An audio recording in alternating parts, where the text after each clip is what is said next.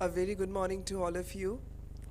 I am Shilpa Bhavna and I take a really this nice opportunity to welcome you all of you in this NILETS International Conference on Communication, Electronics and Digital Technologies under NICE DT 23. So friends, I can say that in this beautiful auditorium, I really take privilege to stand in front of the August gathering where I can see students as well, where I can see the technical, creative, and executive personas. I can see the bureaucrats, and of course, the people from the International Forum. So I would like to extend my heartiest welcome to all of you, and I think we can have a round of applause for this wonderful gathering over here. Let's have a round of applause. Thank you so much. And to initiate with, firstly, I would like to request the distinguished dignitaries to please come up on the dais and so that we can just start with the scheduled program. Firstly, I would like to invite on our chief guest of the occasion, Shri Alkesh Kumar Sharma, Secretary, Ministry of Electronics and Information Technology. Please put your hands together for him. Welcome, sir. I would also like to request Dr. Maria Swikcharini, CEO and Director AISHS UNESCO, to please join us. Let's have a round of applause for her as well. Also, I would like to request Chairman NCVET, Dr. Nirmaljeet Kalsi, to please join us on the stage. I also request Shri Bhuvnesh Kumar, Additional Secretary, Ministry of Electronics and Information Technology, to please join us. Of course, Dr. Madan Mohan Tripathi, DG NILET. We welcome you, sir. Let's have a round of claps for him as well. And Dr. MP Pillai, Executive Director, NILET Calicut. Let's have a round of applause for all of them.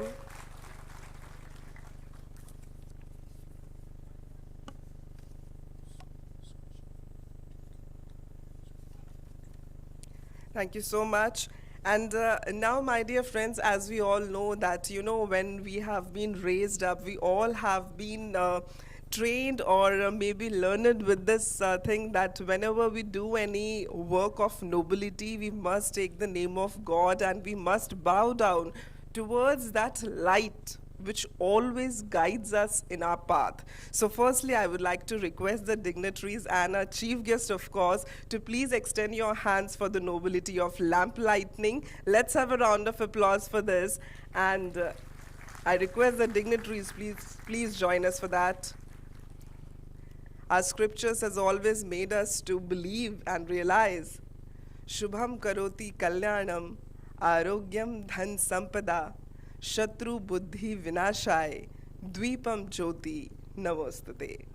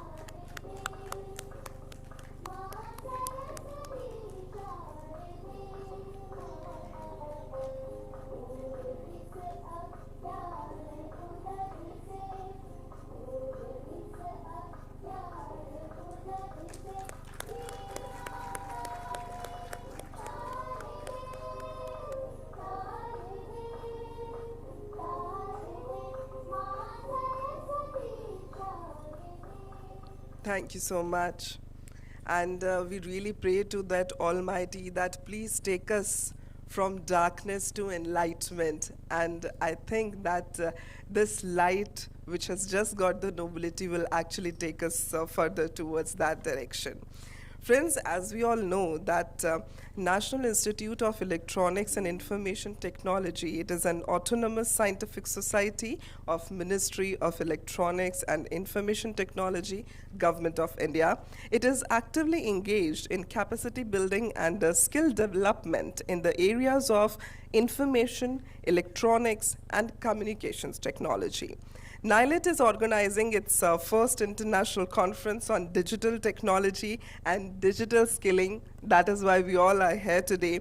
And this is a lead event of the G20 presidency year with an aim to prepare strategy for developing global future-ready workforce in electronics and IT domain. So I must say that it's a huge task and a big vision, and to attain that, we are really blessed to have Dr. Madan Mohan Tripathi as the DG of NILET. So let's welcome him with your round of applause. I request you, sir, for the welcome address. Very good morning. It's a great pleasure to welcome the dignitaries on the dais and off the dais. I extend my warm welcome to Secretary MIT, Sri Alkesh Kumar Sharma ji, and also the Chairman of the Management Board of NILET, who is the chief guest of today's program and who is kind enough to spare a valuable time to be here as a chief guest. And in fact, it was his idea and support that this conference we can see today. So, welcome you, sir.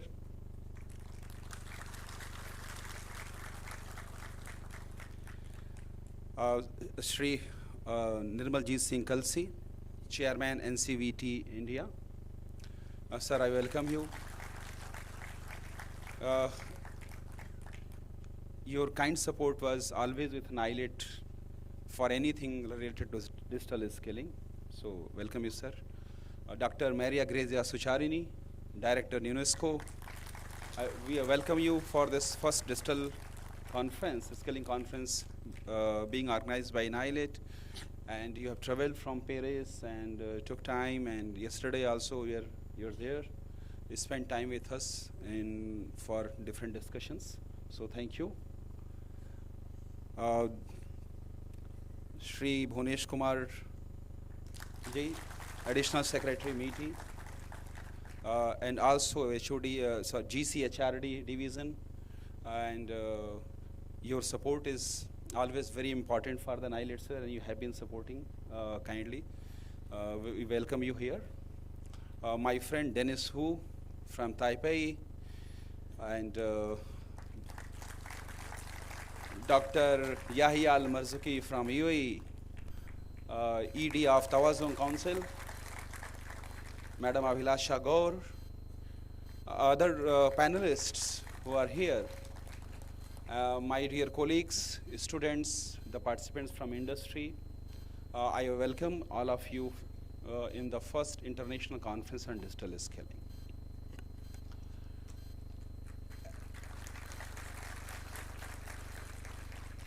As you know that this is the year of the Indian presidency for G20, and in that light, this event is being organized. When Honorable Secretary told me to organize this conference on digital skilling, another conference was also in place, and then we made a two-part conference, one on digital technology, another on digital skilling. As today, digital technology and digital skilling go hand in hand, and we understand that the government, industry, and skilling together, they have to be an integrated system to achieve something important for the whole world, and it has become very, very important. And then we thought what kind of program it will be, and then we starting studying all the G20 initiatives are past, and since digital skilling is one of the important aspect of this year during Indian presidency, we have seen that how in Japan, Indonesia, and what they have covered, like Society 5.0 or the digital literacy for all. And then what can be the mutual qualification framework for the G20 countries. So we designed 3 panels, which is very important. The first one is the digital skills for all, because in India, if you see the digital skilling requirement, so this is for a 10-year child to 70-year person. Everybody needs the digital skill, and that landscape in India is around 100 crore population, which need digital skills. And I think that is the similar thing which is all over the world. So it is very, very much important that we not only think about digital skilling for youth or the people who are looking for employment, but we cover the government, senior citizen, and everybody as a part of the digital skilling system. So that's why the first panel was decided as a digital skills for all, where our panelists, esteemed panelists, will be discussing that what can be the financial plan, what can be governance plans, because this is going to be a very complex system. Then second part was the emerging technologies, where R&D plays a very important role. And the new technologies that are coming up, which will be important, maybe the quantum computing. Yesterday we had a very good lecture how we have migrated from cloud computing to quantum computing from Professor Buya from Melbourne University. So the second panel was on the emerging technologies, that what will be the emerging technologies and how the skilling will be done, how the talent pool will be created for the workforce. And third, which is very important, very complex, is the mutual recognition for the skills across the G20 countries. And that's a very complex system, in fact, and how to develop. In India, we have a system, and Dr. Kalsi will let you know about NSQF system and other systems. And similarly, we have seen that in European countries have a very mature skilling system. And Dr. Maria Grazia is there. She is the author of many documents for OECD countries on such kind of things. Dennis Hu is here. And NILET has a very vast experience of mutual recognition. My friend Dennis is there, and we have been working in, when I was joint director of this organization, now I'm heading, in 2011, we have done the mutual recognition of NILET programs, the programs in the Taiwan, and also in Japan, Korea, and Singapore. We have such qualifications. So we have experience that how mutual recognitions are done, how the qualifications and job roles are mapped across the country. And I remember in 2011, we also signed a joint statement that there will be Asia Pacific Skill Foundation, so that we have a common certification and testing system for all the countries. And initial members, we thought of Japan, Taiwan, Korea, and India with a rotating chair in 2011. But after that, I don't think anything happened into that. But it was signed by me and Dennis and other members, I remember. So NILET has a good experience of mutual qualifications, and we have our recognitions, qualifications recognized in these 4 countries. So that was the genesis for the third panel, which we have decided. So that this way the whole conference has been designed today. So after the inauguration, we have very, very good panelists today, and I am hopeful that these discussions will really lead to creation of some very adaptable framework of mutual skilling. And maybe in Indian presidency will be able to propose this also with help of everyone here. So with all these words, I welcome you all here for this first conference on digital skilling. And I'm very happy to also announce that NILET is releasing the first journal, international journal on digital technology, and probably that is first in world on digital technology. Thank you. Thank you so much, sir. Friends, when we want to understand the importance of digital skilling, we can actually understand that by the time when the COVID was here, and post-COVID, digitization has taken a pace. And if we don't walk with that pace, some other time, the person may be left behind. So I would say that as an individual, this is our responsibility to match up to that pace and get that digital skilling. And as government and as the institutions like NILET, it's their responsibility to organize such platforms where we can interact about such subjects. But साथ दोनों का चाहिए, because हमेशा एक बात कही जाती है कि चलने को तो एक पाँव से भी चल रहे हैं लोग, चलने को तो एक पाँव से भी चल रहे हैं लोग, लेकिन दूसरा भी साथ दे तो और बात है. So we actually need to have hands in hand walk together to make this international conference on digital skilling a really successful one. With these words, now I would like to invite on the Additional Secretary of Ministry of Electronics and Information Technology, Shri Bhuvnesh Kumar sir, for his address. Please welcome him with your round of applause.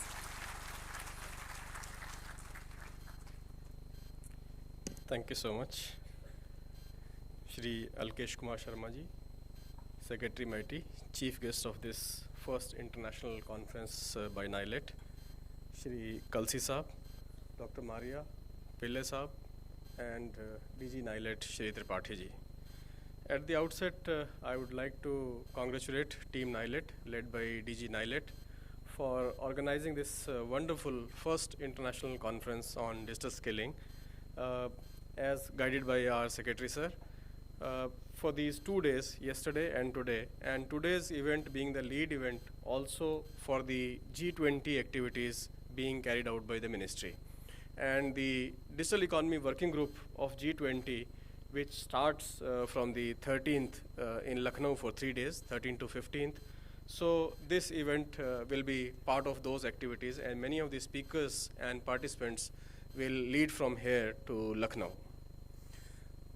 Now, coming back to the subject of skilling, I think most of us sitting here perceive skilling in quite a different manner, because digital skilling is different from what skilling is in other walks of life. In our country, skilling has never been really aspirational. Most of the times, people have focused on the knowledge part of the education. And that is why the numbers in universities and colleges are increasing day by day. But if you look at the growth in the numbers in the vocational institutes, that is the ITIs and the polytechnics, you will find that number is dwindling. In fact, because of the efforts by the government during the last 8 years, the skilling ecosystem in the country has grown by leaps and bounds. Before that, I remember this used to be a number of around 1 or 1.2% of the working force being skilled only.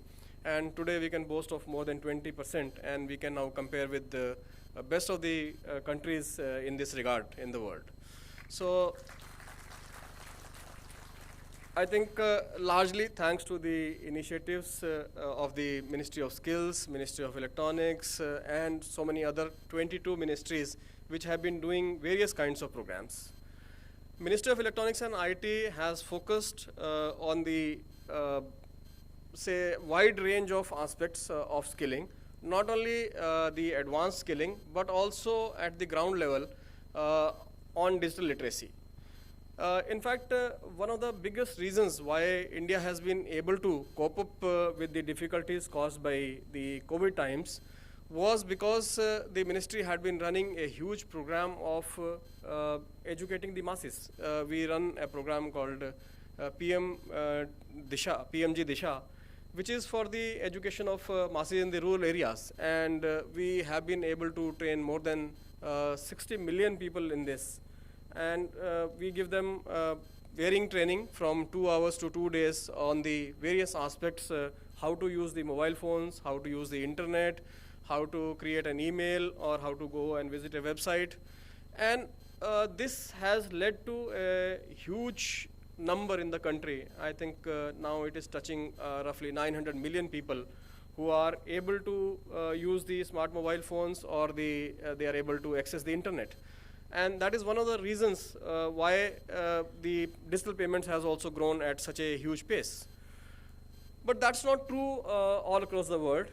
There are many countries where there is a huge gap in the skilling, and that is why the world is today talking about the digital gap, the gap which is happening because there are people who know about these technologies, and there are people who are not able to access them or not able to use them, and that is why this digital divide is occurring. And it's very, very important to bridge this digital divide. And for that, we need to reach each and every person of the society. I must appreciate the efforts by the ministry and NILET. They have been able to train, I think, 8 million people over last 10 years? Yeah, 8 million people over last 10, 11 years. That's a huge number. And it ranges from basic skilling to upskilling, reskilling, and skilling on the advanced courses. So I just was going through the exhibition which is laid outside this hall, and I visited most of these stalls from the different NILET centers, and I was able to see what kind of activities are happening. One of the stalls which has come from the northeast, from Kohima, they are doing trainings on cyber forensics. So that's quite an interesting field. I was quite amazed at that. And the clientele is law enforcement agencies. And there are students also who are coming and taking these programs. At the other end, if I talk about the NILET Calicut Center, then the Calicut Center is doing designing of the boards, the systems, and they are designing chips through the VLSI and other things. So that is the kind of spectrum you see what is happening in this ministry. I personally am sure that the future of the country, as far as digital skilling is concerned, is in very, very safe hands. And I'm sure many of you may be aware that we are running a program called Future Skills Prime, which is a program running in partnership with the industry. NILET and CDEC are also partner. This is being run by the ministry. The programs have been curated by the industry. And these are mostly for the people who are already working in the industry or just about to enter the industry. So I think 1.2 million people have already registered on this portal, and many of them are completing these courses. These are all online courses which are available. These are free courses. The only certification part is paid, and that is also reimbursed if you are able to complete in time. So I take this opportunity to call upon all of you to make use of these schemes, programs which are being run by the Government of India.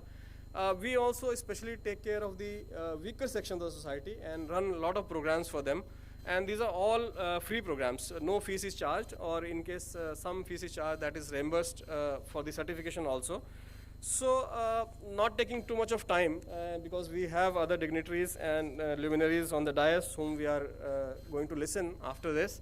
So what I'm saying is that this conference is going to have various kinds of sessions, and through these sessions we are going to have deliberations on various aspects of the strategies on digital skilling.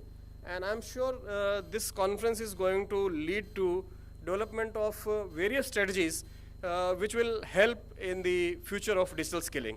So once again, thank you very much.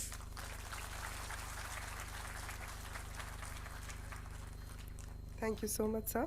And now I would like to invite on our next dignitary for the keynote address. But before I invite him, I would like to read a little brief about him. He is the chairperson of our National Council of Vocational Education and Training. It is the National Skilling Regulator, MSDE, Government of India. His previous roles include Chairman of Punjab State Police Complaints Authority, Additional CS, Home Affairs and Justice, Government of Punjab. He has a glorious career of 38 years in public service, from 1984 to 2019, including 7 years in MHA, Government of India, 1 year in NTPC, and 2 years as IRSC. Let me please also share that his special knowledge and expertise encompass areas like education and HRD sector, being chair of the committee of members from UGC, AICTE, NCERT, CBSE, NIOS, and DOHE, DOSEL, Ministry of Education, and MSDE, as a non-executive member of the Board of Directors of Karma Yogi Bharat, Home Affairs and Justice, and Information and Communication Technology and e-governance sector. My dear friends, please join me in welcoming Dr. Nirmaljeet Singh Kalsi.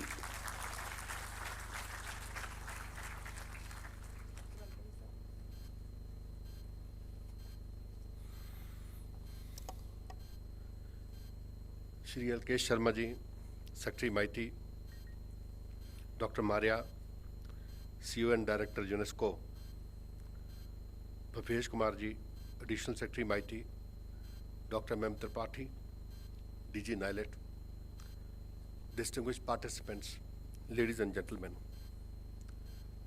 Now, it's a great honor for me to be part of this international conference on digital skilling, which is being organized by NILET, International Conference on Communication, Electronics and Digital Technologies.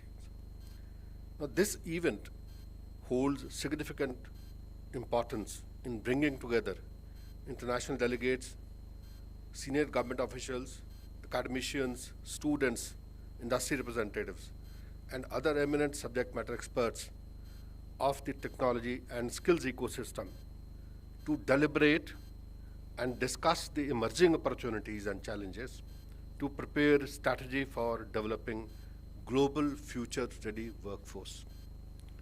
The conference, I'm sure, will identify the emergent new age digital skill sets requirements, which is globally there, then develop upon the challenges of the global future-ready workforce and recognize global best practices, policy interventions, and replicable models for both supply and demand systems, facilitating fulfillment of digital skill gaps. Now, in the recent years, digital technologies have been driving force for greater productivity, efficiency, and innovation. Given its transformative potential, accelerating digital transformation across spectrum is a major focus area of India's G20 presidency and diplomatic outreach. Now, such transformation will encompass digital economy, digital finance, digital government, digital health, and digital education, including digital skilling. So digital technologies can also be harnessed in fighting against poverty and climate change. Against this backdrop, India can lead the way for showcasing its digital transformation success stories. Now, while the new technology trends led by the digital revolution have created new opportunities for individuals and businesses alike, it has also brought many new challenges. Rapid and widespread digitization has changed the nature of work, and digital skills are now regarded as the most essential tool for the youth and the modern workforce to succeed in this rapidly changing technology landscape.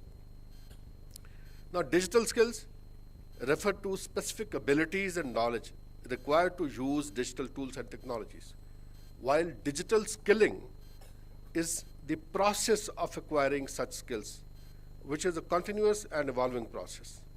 It enables individuals and organizations to improve their productivity and competitiveness to achieve their goals. Now, digital skilling covers a very wide range of skills, including basic computer hardware and software skills, internet and web technologies, mobile technologies, office productivity tools, programming, data analysis, digital marketing, project management, and most importantly, the cyber security. Now, however, there exists a huge digital skill gap, which became more apparent because of the accelerated technology adoption during and post-COVID-19 pandemic to effectively leverage virtual work and commerce. As digitization sped up to move many jobs online, the need for digital skills increased further. Now, emerging technologies have also accelerated the demand for digital skills. Now, it has been estimated that as much as $11.5 trillion cumulative GDP is at risk in G20 countries if the digital skill gap is not addressed immediately. Strengthening digital skills and competencies of their youth and workforce is therefore a priority area not only for India, but for all the G20 countries. Now, this has necessitated a greater focus on digital skilling, reskilling, and upskilling strategies, However, effectiveness of these strategies for scaling the workforce depends upon many factors. Now, one of the three most important factors I would count is identification and addressing the current skill gaps for in-demand technologies, inclusiveness of skilling initiatives, and recognizing the potential of technologies in transformation of businesses and governments. Now, let me now touch upon some of the specific initiatives which has been taken by NCVT in this regard. Now, NCVT is a national skilling regulator, and as a skilling regulator, it is taking a multitude of steps in future skills, including digital skills, as well as international harmonization and equivalence of current and future job roles. Now, that is the basic role of NCVT. Now, this shall not only fulfill the demand for India, but also plug the global shortage of digital skill workforce.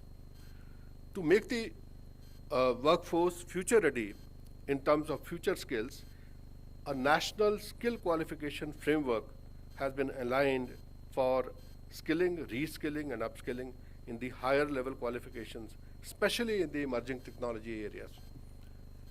Now, in this era of digitization and automation for making workforce industry 4.0 ready, more than 260 NSQF aligned courses and qualifications have been developed, including foundational skills in technologies like artificial intelligence and machine learning, Internet of Things, robotics, 5G technologies, mechatronics, cloud computing, blockchain, augmented, virtual, and extended reality, cybersecurity, etc. And all other digital skills are combinations of these 10 technologies. The other important initiative is bringing flexibility and agility in the NSQF-aligned courses. Now, for that, it is with the dynamic global industry need, which addresses that need, including focus on multi-skilling and cross-sectoral skilling. We also work on the national occupation standards, micro-credentials, base skilling, internship, apprenticeship in the new and emerging future skill areas. Now, under the National Education Policy 2020, which is a holistic and futuristic policy based on the foundational principle of access, equality, quality, affordability, and accountability, a national credit framework, we call it NCRF in short, has been developed by India for embedding skilling into education at all levels while creditizing all learnings. Now, this document has now been approved by the government. Now, what this document does is that it allows creditization of all kinds of learning. You can have learning in 3 different areas, that is academics, skills, and experiential learning. And whatever you learn in these 3 dimensions on x-axis, on y-axis, or on z-axis can be combined together. Therefore, the higher order skills, higher level skills can also be utilized for obtaining a degree program. For a BTech degree, for example, you can have certain number of credits from the skilling area. So skilling has become an integral part and parcel of the education system. And same is also true for the school level. Now, NCRF is a meta framework for integrating education, skills, and experiential learning for better international equivalence and mobility, as it provides a single point compatibility and equivalence. Also, digital skills have been included into every NSQF-aligned qualification as an essential component of employability skills. Now, what we have done, we have about 5,800 qualifications approved so far, out of which about 4,000 qualifications are live. And for every qualification, we have added employability skills capsule of 30 hours, either 30 hours or 60 hours or 90 hours or 120 hours. And each one of these employability skills necessarily have a component of the digital skilling. That's part and parcel of that. It has digital literacy, it has financial literacy, legal literacy, it has inclusivity, inclusion and diversity. Similarly, it has all kinds of skills which are required for our youth for the international kind of job roles. Now, NCVT has developed and implemented the blended learning guidelines for vocational education, training and skilling ecosystem, which has potential to fundamentally transform learning and skilling, not only by equipping the youth with digital skills to work and be active citizen, but also by improving access to learning. Now, this blended learning, what it does, it allows you to obtain some of your credits online, even for skilling or even for academics. So primarily, we have designed it for skilling. Now, there are programs which can be 100% online. There are programs which could be 70% online or 50% online. But then certain programs where you need to have some kind of digital tools for assisting you. So depending upon the kind of skills you are acquiring, there is a mix of offline and online components, and that has been defined for each qualification. So during its G20 presidency, India will work jointly with partners towards achieving the objective to ensure that the benefit of digital transformation should not only be confined to a small part of human race. The focus on digital skilling will be an integral part of our overall theme of one earth, one family, and one future. Now, I would like to add here that NILET has a very old history. NILET was earlier DUEC, and this is one of the earliest institution in India which started computer education, IT education, and now digital skilling. And the kind of programs they are designing and they are offering, I would say that they need to be at the level of UG, PG, and even PhD. And there are programs which are being taught, which are being integrated into higher level of education. And they are doing, fundamentally, they are doing outstanding work. All their qualifications, if you see, marvelous. And their international presence is also worth noticing. Some of their alumni, they are already living in various countries, performing very well, earning a name not only for themselves and NILET, but also for the country. So I wish them all the best. Thank you all, KSG. Under your leadership, MITI is doing wonderfully good work. The Future Skills Prime is an outstanding initiative, and I'm sure that we are going to take it forward and add more and more skills to it. And with this blended learning program, I think this will gain more importance and more meaning. And we would like Future Prime skills to be integrated with all the school education programs as well as in polytechnics and ITIs. So I'm looking forward to the address by Dr. Maria, and I'm really enthused to be part of this conference. Thank you very much. Thank you so much, sir. As sir has said that we all are looking forward to the address by Dr. Maria Razia. But before I invite her, I would like to introduce a little more about her, because we must need to understand that at UNESCO, she has got a really, really important position to handle. She is the Chief Executive Officer and Director AI of SHS UNESCO. At UNESCO, she supervises, coordinates, steers, and helps advance policy-relevant work related to the social transformation, including the ethics of science and technology, in particular, of artificial intelligence, the youth, sport and anti-doping, inclusion, anti-racism and gender. Actually, I have got a lot more about her to read, but because she is going to be the panelist in our first session as well, so I'll be providing more detail at that time. So my dear friends, please welcome Dr. Maria Razia Squicciarini.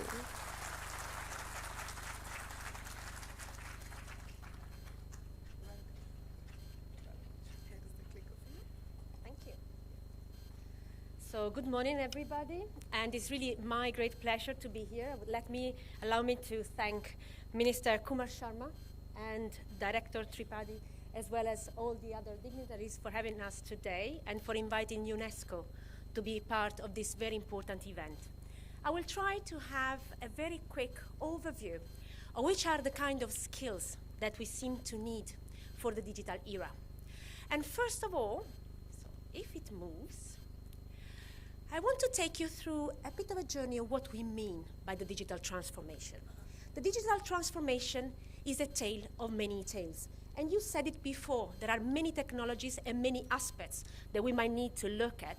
Some of them are easier to measure. For instance, we know very well how to measure hardware components or intermediate ICT. Oh, it went too fast, okay. ICT goods, what's going on? The digital transformation is playing with us now. Let me go back. Okay. So we also know how to measure, for instance, e-sales by now, or how to identify ICT specialists.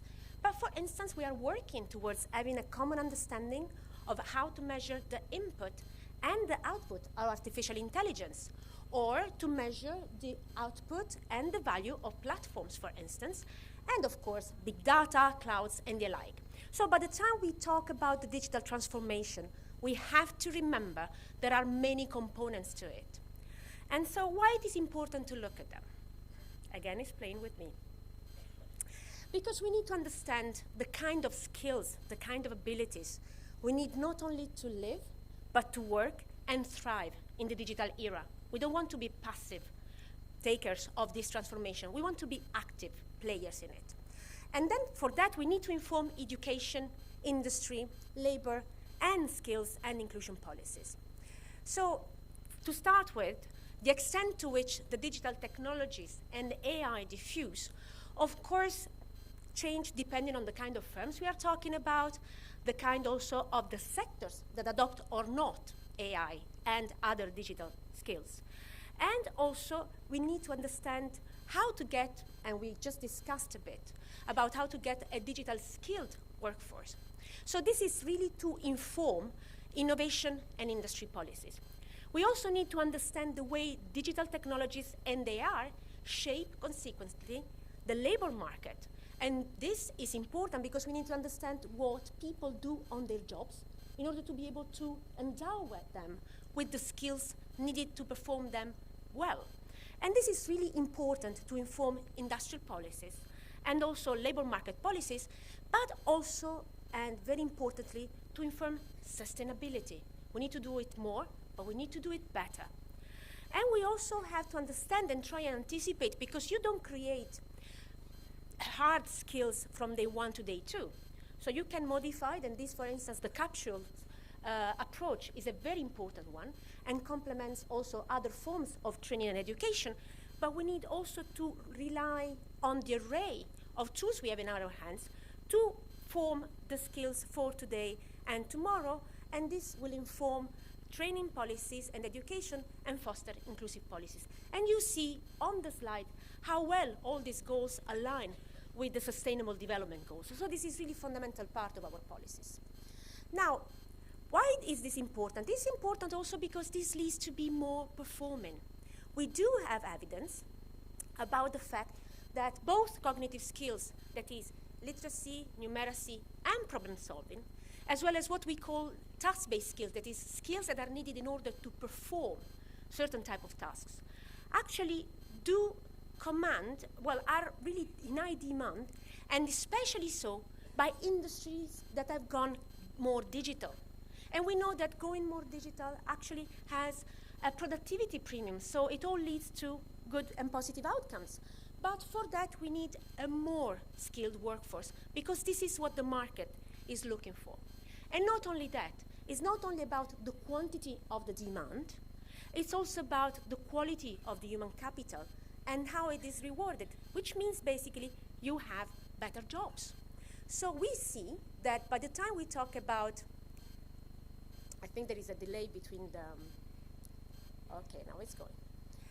So by the time we look into how skills are rewarded, so the kind of salaries that are paid keeping other skills equal by the digital intensive sectors, we see that actually the digital intensive sectors are really serious about repaying these skills.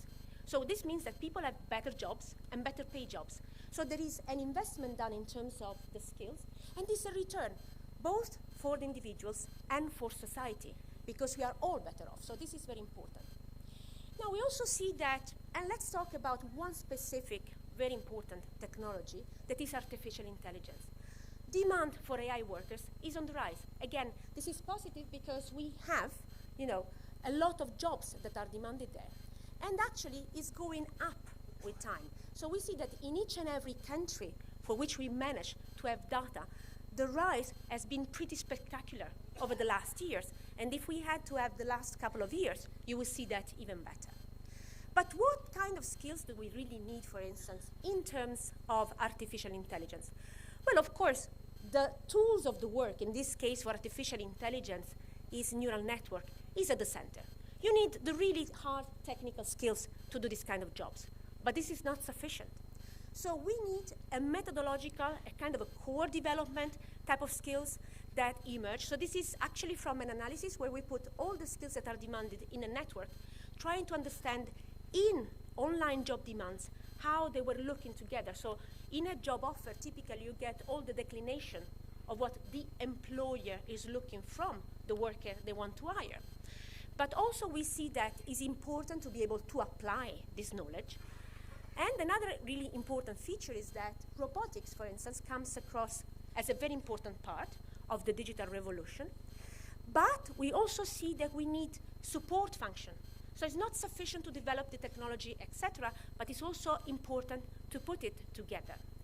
And we see that over time, these kind of skills are required more and more together. So the importance of vocational training, for instance, that we underlined before, to make our workforce ready for this era, this important era.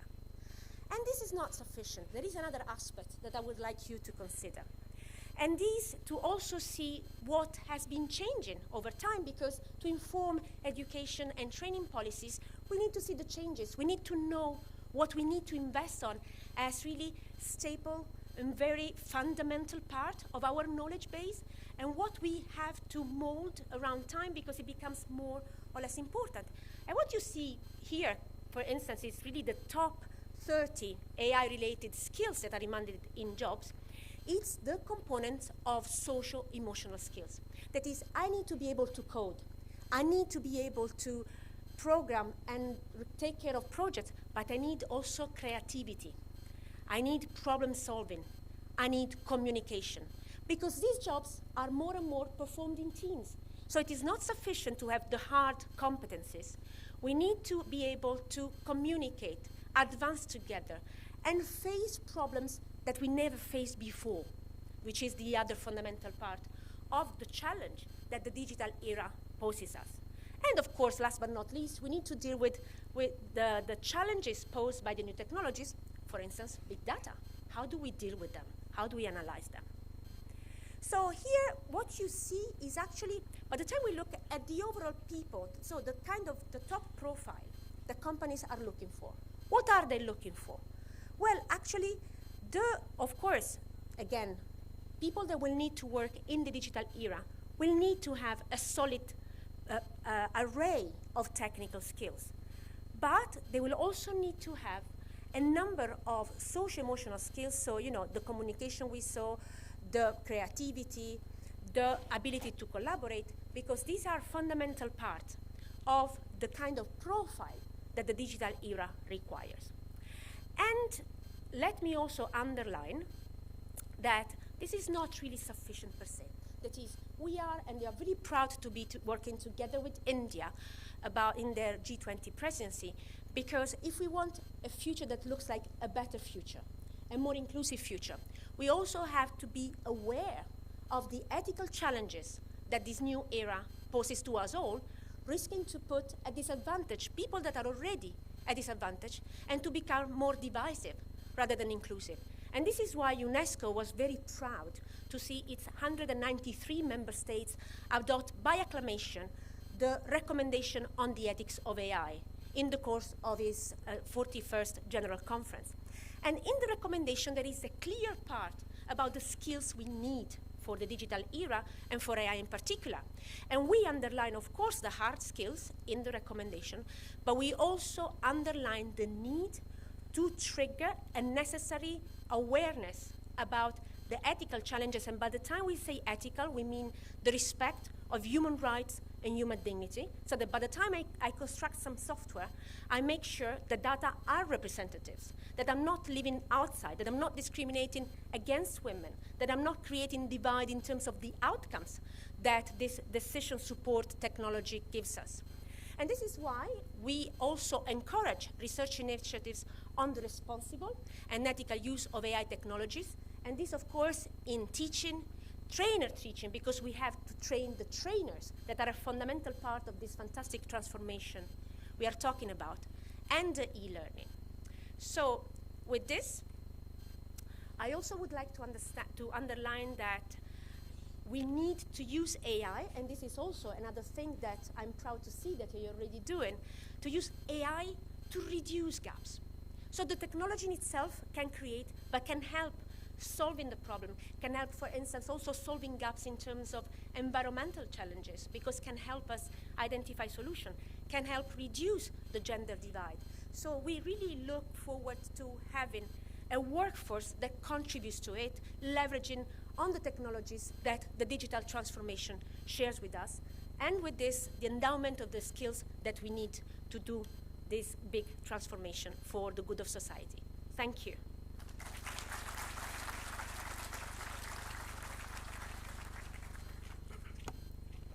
Thank you so much, Dr. Maria. And now, my dear friends, it's the time for the wisdom words from our chief guest. All of us know him very well, and absolutely I can say that he needs no introduction, but yes, कहा जाता है जो किताब आँखों के ज़्यादा नज़दीक होती है हम उसे पढ़ नहीं पाते हैं. So let me give a brief introduction about him. My dear friends, our chief guest today, Shri Alkesh Kumar Sharma. He is an Indian Administrative Services Officer of 1990 batch from Kerala cadre. Let me tell you that he has earlier served as Additional Secretary and Secretary in the Cabinet Secretariat Government of India. In addition to other responsibilities given to him, he was looking after the cabinet proposals of all infrastructure, economic, finance, industry, agriculture, and allied ministries of the central government. Let me please tell you that he has also worked as the CEO and MD of NICDC and the CEO of NICDIT. He was also the member of the task force on program management set up by Niti Aayog, Government of India. As Joint Secretary, let me tell you that he has held up the position there in Ministry of Road Transport and Highways, Government of India. And he has also worked with the United Nations Development Programme for 3 years, from 2006 to 2009, as National Project Director, Urban Development and Poverty Alleviation. He has also worked as the MD of Kochi Metro Rail Limited and the Managing Director of Kerala Tourism Development Corporation as well. And here is a very important thing to know, that he has played a key role in branding and promoting Kerala tourism as God's own country. So my dear friend, from God's own country, we have, yes, I can call you the God man, sir. Please put your hands together for Shri Alkesh Kumar Sharma.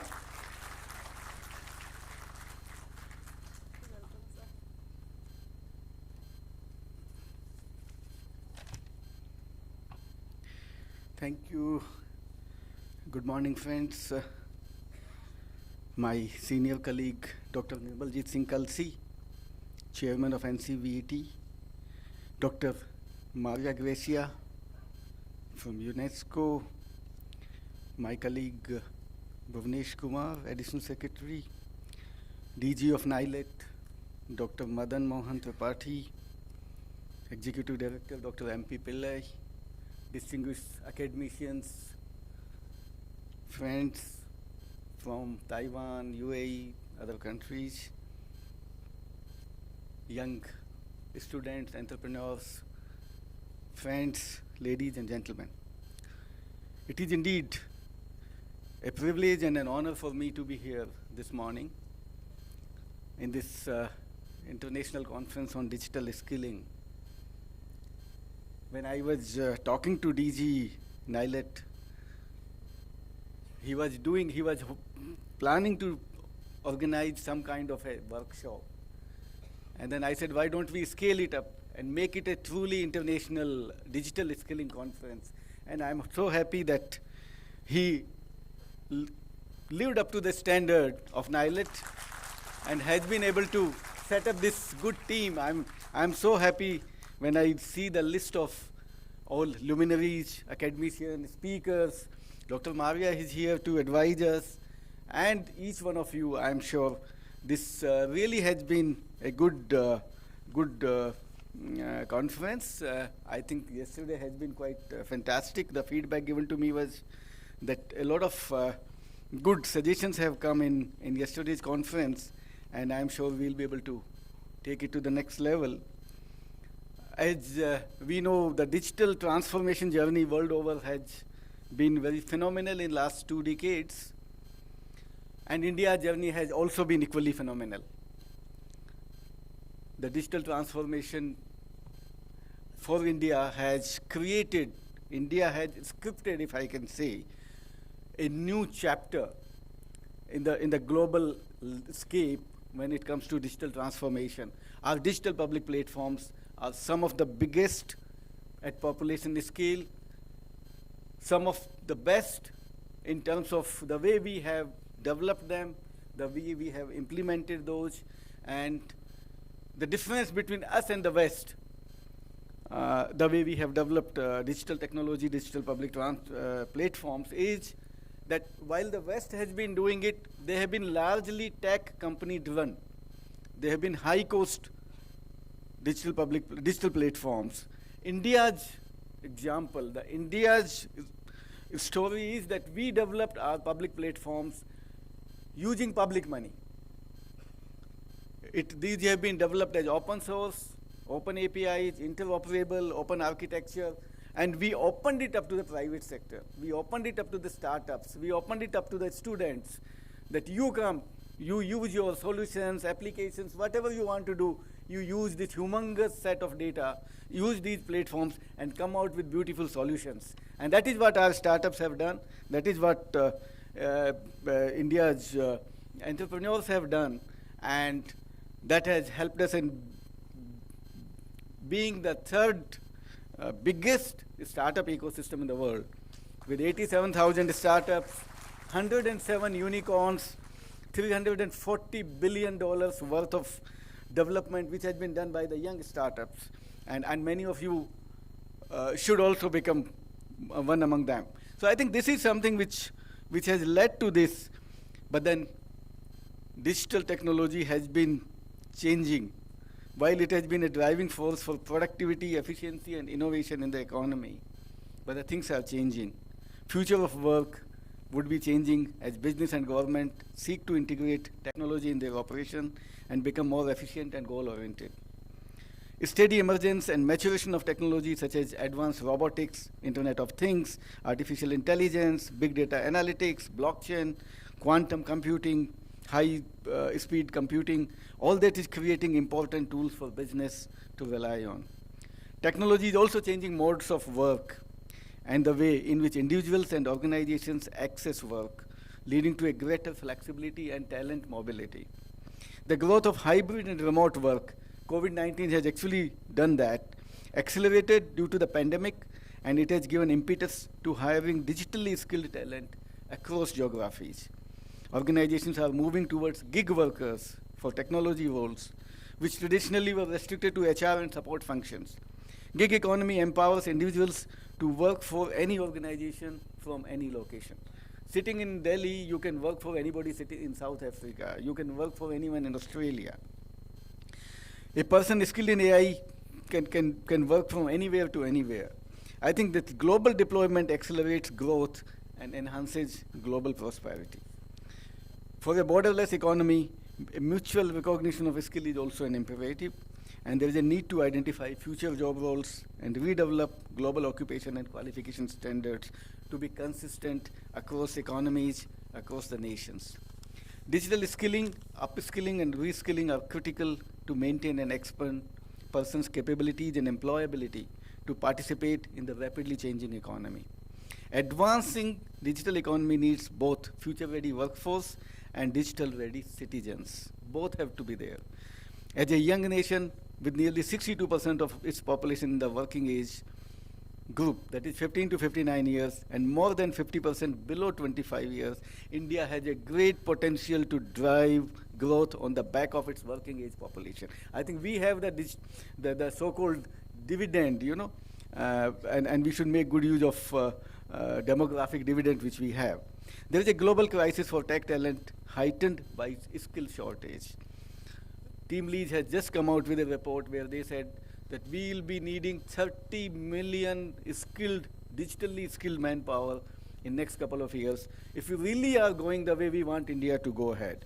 So this crisis has to be addressed. India is still better placed with demand-supply gap being around 21%, which is much below even advanced countries like USA, China, and UK. They have much wider gap than India has. By 2030, India's share in the total working hours using physical and manual skill is expected to decline, but the technological skills are going to go up. So that gives us a lot of scope, a lot of potential. I think you are all going to see a wonderful future.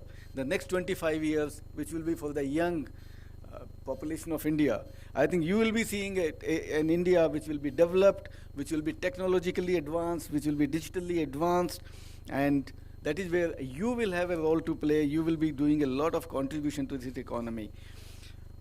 But if we look at what is happening world over, when we talk about digital skilling, we talk about digital connectivity, we talk about, there is still a large chunk of people, more than 2 billion, almost 3 billion people who don't have accessibility to internet. There is lack of accessibility, affordability, availability, accountability was mentioned. You know, and they need that they should also be connected with the world at large. They should not be left behind. So this challenge of digital divide has to be bridged. We have to keep pace with constantly changing digital technology skills. We have to align our school education for a strong literacy and numeracy, creativity, problem solving, and critical thinking skills. We also have to have a paradigm shift from the current front-loaded education, from early childhood to youth learner to lifelong learning model for the whole population, because technology is evolving, it's constantly changing, and we should have these models where we continue to learn lifelong. We should establish the right kind of training programs, their affordability and incentives to participate.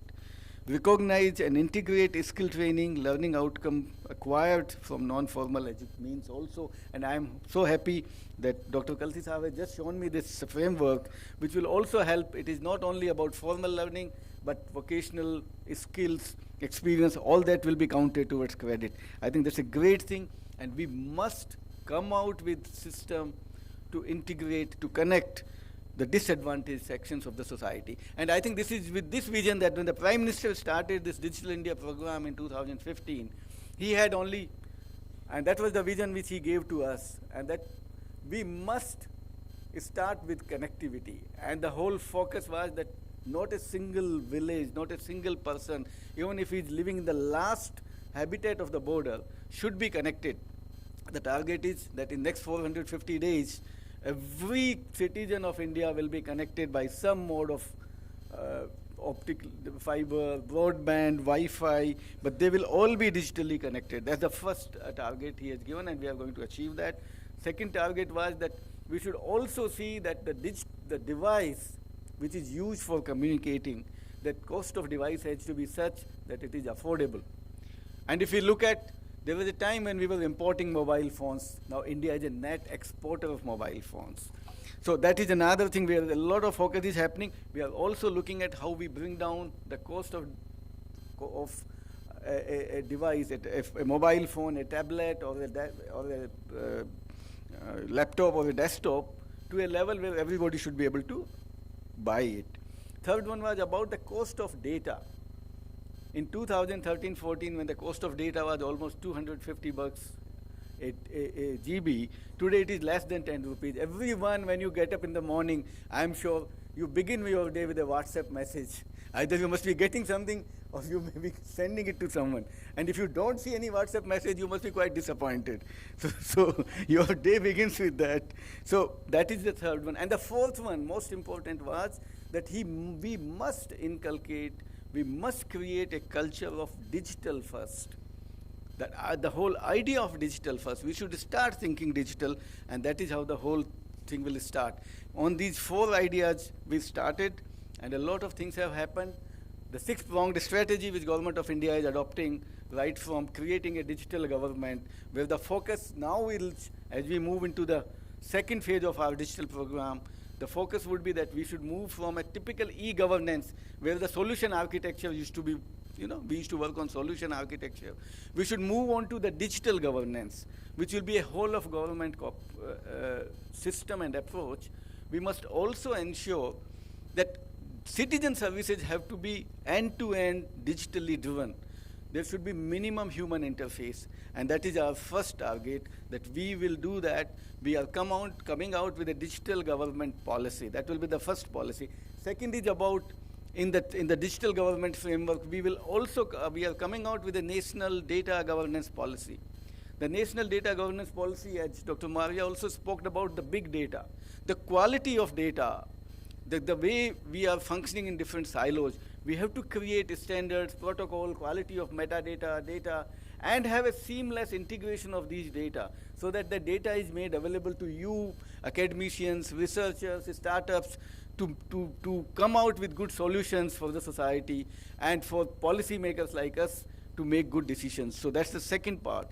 That's part of our digital government. The second, we are looking at digital connectivity. As I said, everybody will be connected. Third one is we are going to create a 1 trillion digital economy by 2026, where the contribution will be of manufacturing, whether it is mobile, tablet, IT hardware, services, IT and IT-enabled services, e-commerce is going to play a big role. So 1 trillion digital economy, 20% of the India's economy will be digital, and you all will be contributing in that. The fourth pillar which we are looking at, that we must have modern laws which are as good or better than what other countries have done. We are coming out with a digital data, personal data protection law. We are coming out with Digital India Act. We are coming out with cyber security laws. They are in advanced stage of consultations. The whole idea is that these modern digital laws, on the one hand, while they protect privacy, they protect data of individuals, it should also lead to innovation, technology, development, and all that. Fourth pillar of that is that we must also look at technological advancement. That is our fifth pillar. Technology is going to drive the future. The way we are moving into artificial intelligence, machine learning, IoT, Web3, Metaverse, you talk about it, and India is doing something. We are the third largest artificial intelligence ecosystem in the world. Can you imagine? I don't know how many of you that we are the third largest. And India is the chair of Global Partnership on Artificial Intelligence now. We are the global chair, global presidency. We have got it this year and we'll continue for next 2 years. And in next 2 years, we must become number one in artificial intelligence. And each one of you have a role to play there. And the most important, which I am talking now, is India has to become a talent nation. We must create talent which is not used only for India, but we must export talent to the whole world. While we are still doing a lot on IT services, we must have super academicians, experts who can talk about artificial intelligence, supercomputing, quantum computing, quantum communication, multiple things which are happening in the world, and India is doing a lot of research on that. So and skilling. We need so much of a skilled manpower for India, and the whole world is looking at India. I was talking to my counterpart in one of the developed European nation, and when we were talking about semiconductor, he said, I can set up a semiconductor, but then I need human resource. The design-linked ecosystem is in India. He has to get scientists from India. So that is what you have to create. We have to have a core competency on what we do, and we should take it. So talent is going to become the next-gen competency of India, and we all must look at how we develop talent. A lot of suggestions have come from Dr. Kalsi, Dr. Maria, Dr. Tripathi, and Bhuvnesh. I think all those we have to incorporate, and that is how we will be taking it to the next level. I would just mention that Mighty, why we started small, but we have started a lot of things which are not small. The Future Skill Prime, which was mentioned by Dr. Kalsi and others, this is world's largest public-private partnership skilling program, world's largest, with $350 million which we are spending on that. We are starting a Chips to Startup program where we are going to train 85,000 chip designers at bachelor, master, and PhD level. They will be exposed to entire chip design, fabrication, testing, both students and startups. That's again a huge number. We need so many people when our semiconductor mission is going to be implemented, when we'll have the companies who will come and set up their shops on fab manufacturing, on display systems, on compound semiconductors. We need these people. PhD program of Visvesvaraya, again, is a big initiative, and to ensure that even the person who does not have access to digital, a digital literacy program, PMG Disha was started. It is again world's largest digital literacy program. We have trained 67 million people in that, which is world's largest. So that every village, every family, every household who does not have access to digital, he has been trained so that he start using digital for doing his day-to-day activity. He can have DPT transfer. He can access to some of these services, PM Kisan, and if he wants to do anything on downloading his Aadhaar or communicating with them, that kind of a literacy has been done. And NAILIT has, of course, been doing a lot of great work. They have trained almost 1 million people in last 10 million in last couple of years with 47 centers and 5,000 training partners. NAILIT has been playing a great role. So this is something which we must continue when it comes to skilling. I think in our pursuit of literacy, reskilling, and skilling, it has become a fundamental pillar of a comprehensive digital strategy. Reskilling and upskilling strategy could be designed based on the extent of digital skill gaps in workforce. What can also make this strategy effective is ensuring the accessibility of these skills which I have mentioned. And of course, we talked about India G20 presidency. I think this is an opportunity to strengthen cooperation in digital skilling as a significant step towards an inclusive future of work. G20 members account for, as we know, 80% of world's GDP, 75% of trade, 60% of the population. So it's a big number, and we can do a lot of things together. Mighty, we are the nodal agency for G20 Digital Economy Working Group, in which digital skilling is one of the important components, and we are presenting India's strengths in these working groups to negotiate on many issues of digital economy, so that we ensure that skilling is one of the important component of that. And then what we are going to promote is that we should look at how we can provide a common language across industry, academia, and government to identify and describe the key area of digital competence. A common nodal point which we are suggesting will be in the form of a center of excellence, which may act as a repository of best practices of member states and guide member states on mutual recognition of skills. This is another step where we can go for institutional coordination. This institution may also provide G20 members with data-based analysis, insights, and context for progressing action to enhance talent mobility at collective and bilateral basis. An enabling mechanism for sharing of best practices in digital skilling initiatives of member states and guidelines on how a shared understanding of digital role and digital skills may be reached will enhance talent mobility both at collective and bilateral basis. I'm so happy that this 2 days conference, today is the second day, is really addressing most of these issues. I had a look at the agenda and the technical sessions which will take place. I think most of these issues are being addressed in a big way, and when I look at the list of experts, practitioners, policymakers, I think your deliberations will help us in preparing a future roadmap for skilling for India. I'm indeed grateful, and I would like to congratulate NAILIT and the NAILIT team under Dr. Madan Tripathi for organizing such a good conference. And I would also like to thank him for inviting me, because I am the most illiterate person when it comes to digital skilling, but good you invited me to learn from my colleagues here. So I would like to thank you for that, and I would like to wish this conference all success. Thank you. Thank you so much, sir. And really thank you for making us realize that how many milestones we have achieved and providing us a vision to achieve many more. But यहाँ पर मैं ज़रूर ये कहना चाहूँगी कि अभी ना पूछो कि मंजिल कहाँ है, अभी ना पूछो कि मंजिल कहाँ है, अभी तो बस चलने का इरादा ही किया है, ना हारे हैं ना हारेंगे कभी, ये किसी और से नहीं हमने खुद से वादा किया है. And the day we promise ourselves, I think it makes all the difference. My dear friends, as you can see that we have got that beautifully wrapped International Journal of Digital Technologies over here. So I would like to request our chief guest to kindly unveil this, and I'll request the dignitaries also to please join us for this unveiling of International Journal of Digital Technologies. So as respected DG has already mentioned in his address that this is first ever International Journal of Digital Technologies, so it really deserves a highly round of applause from your side.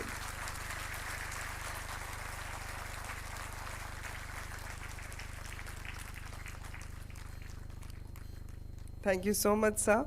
And now I would like to request the Executive Director of NILIT Calicut, Dr. M.P. Pillai, for the vote of thanks. Please put your hands together for his welcome.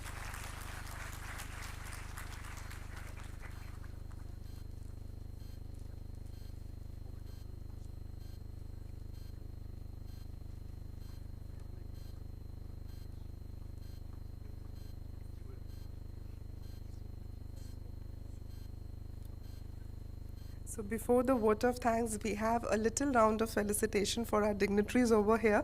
So I would like to request a DG sir to please present this memento firstly to our chief guest, Shri Alkesh Kumar Sharma sir. So may we please have the memento on the stage. Here is a small felicitation from our side as a mark of thanks for becoming a part of this international conference on digital skilling. And as this is the first international conference on digital skilling, so as requested by Alkesh sir as well, that firstly we would like to felicitate Dr. Maria Razia. Please put your hands together for her. You know, plants are the one who knows the trick of growing up without growing old. So we hope same for you, ma'am.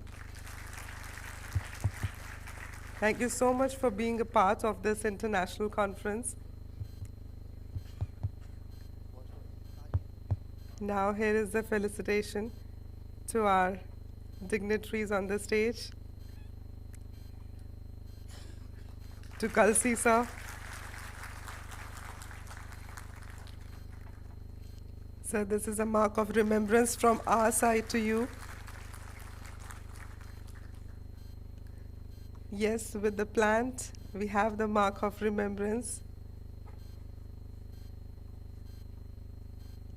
Thank you so much, sir, for joining us in this international conference. Is a token of love from our side, sir.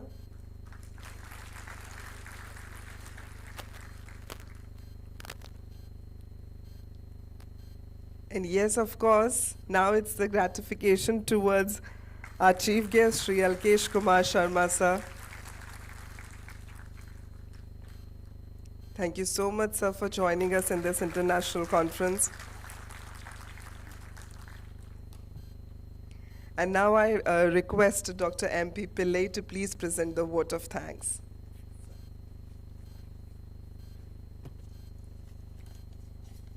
Honorable dignitaries on stage, off stage, distinguished guests, speakers, panelists and invitees, participants, my dear colleagues, a very good morning to you all.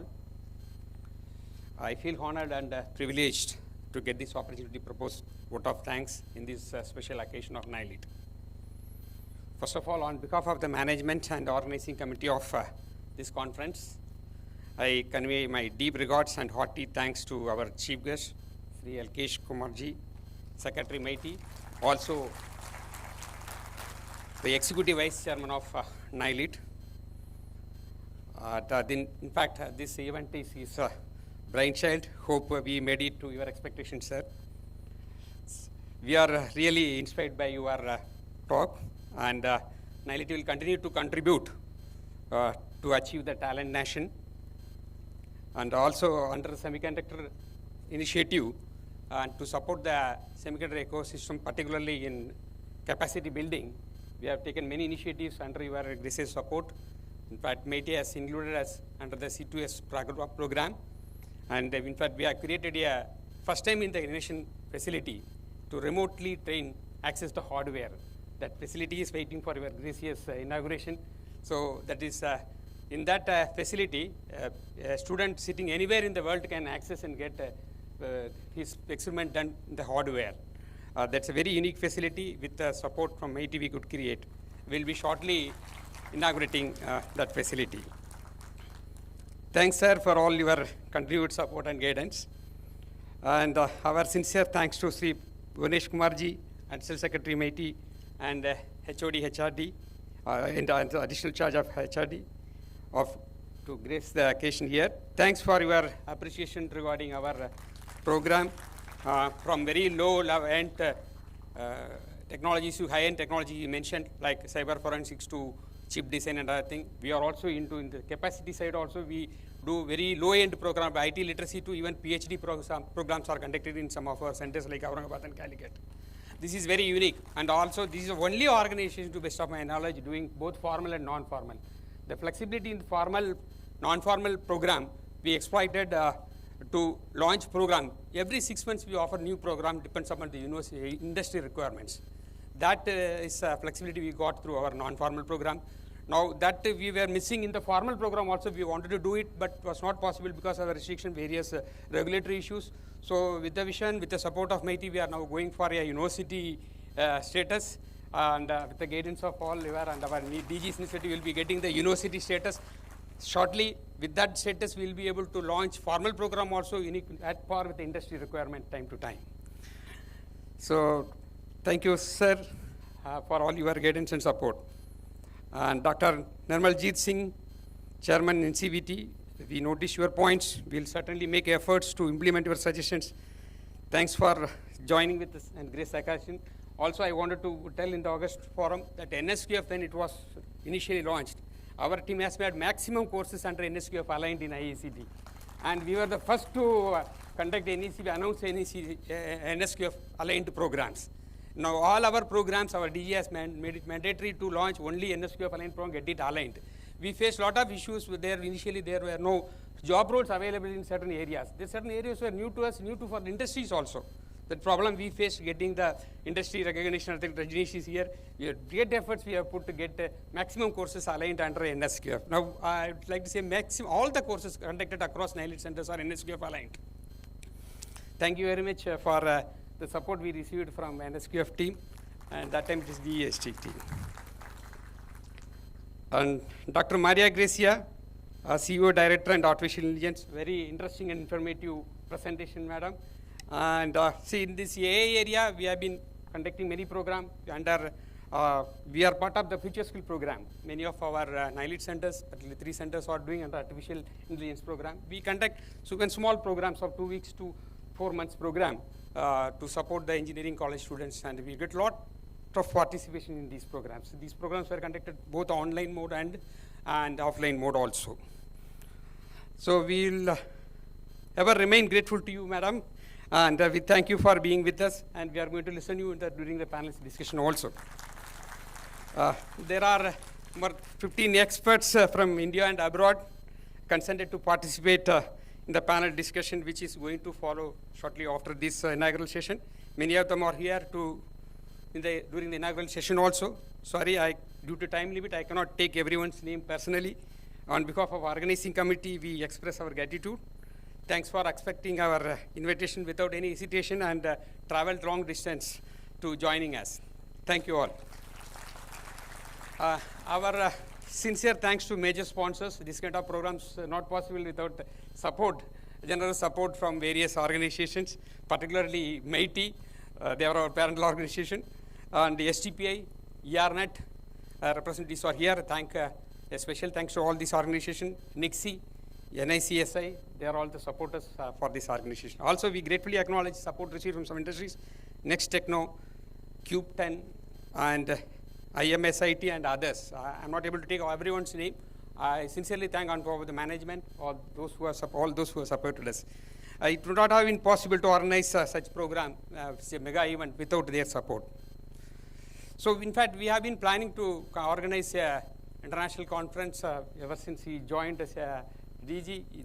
Then later on, with the discussion with the secretary, we converted this into 2 days event, 1 day on digital technologies and second day on digital skilling. In fact, we missed it. This is more appropriate for NILIT. We are more into skilling. So digital technologies, and also we could bring out this IJDT first time. There is no journal as per our search, no such journals are available in the world. We are going to be the first digital technologies journal introducer. And thanks our DG for all his support and motivation, as well as instant approvals for all our proposals. So that's very important. We would also like to thank the entire administration and finance team headed by Sheetal Chopra and Ram Prakash Ponte, who is the CFO and registrar. Thanks for all your support and kind cooperation and timely approvals. An event of this dimension cannot be happen overnight. So the wheel started rolling long back. We have been fortunate enough to be backed by a team of very motivated and dedicated committees and colleagues from NILIT headquarters as well as across NILIT centers. The technology has helped us to interact on everyday basis through online meeting reviews by DG. Thanks to you all for your support and for all your participation. A large number of NILIT colleagues from different centers have come. Thanks for all your participation. Special thanks to Dr. Jayendra Singh, ED Guwahati, who has taken pain to do all these things, and Mr. Partha Adhikari, NILIT, for their tireless effort to make the arrangement and execute the plans in time. I'd like to place on record, without their dedication and involvement, this would not have been possible. So let us, last not but least, our sincere thanks to the media representatives, participants, and all those who are present. Thank you all.